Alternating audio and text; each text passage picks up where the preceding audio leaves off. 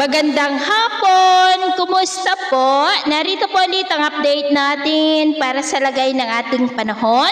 Ngayong hapon po ng December 4, 2025. Sa ngayon po ay patuloy pa rin ang paglapit ng Bagyong Wilma sa kalupaan at nasa layo na lamang po ng 540 km east ng oras sa may Eastern Samar. Nataglay ang lakas ng hangin na umaabot po sa 55 km per hour at kumikilos po pa-west, southwestward sa bilis na 20 kilometers per hour. At hindi po inaalis ang posibilidad na posible na yan na mag-landfall bukas dyan po sa may Eastern Visayas. Sa ngayon ay nakataas na rin ang Tropical Cyclone Wind Signal number 1 sa may Northern Samar, Eastern Samar, Samar, Biliran, Leyte, Southern Leyte, maging po sa may Surigao del Norte, kasama na po ang Siargao at Bukas Grande Islands, at dyan po sa may Dinagat Islands. Posible naman po na hanggang signal number 1 lang ang posibleng itataas habang tumatawid po ang Bagyong Wilma dito sa ating kalupaan.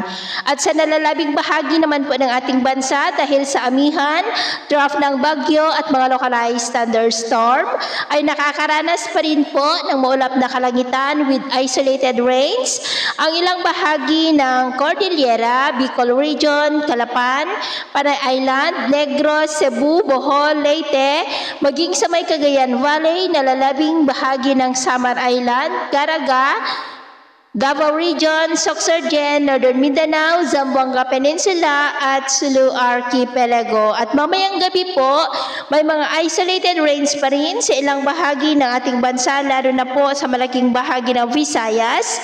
Kaya mag-ingat po tayo sa mga banta ng mga pagbaha at pagguho ng lupa. At sa atin naman po mga baybayin, maalo na po sa mga baybayin ng Silangan ng Luzon, Extreme Northern Luzon Seaboard, at maging po sa kanlurang baybayin ng Ilocos Region, ng mga alon ay posible po na aabot hanggang sa 2.5 to 4 meters height.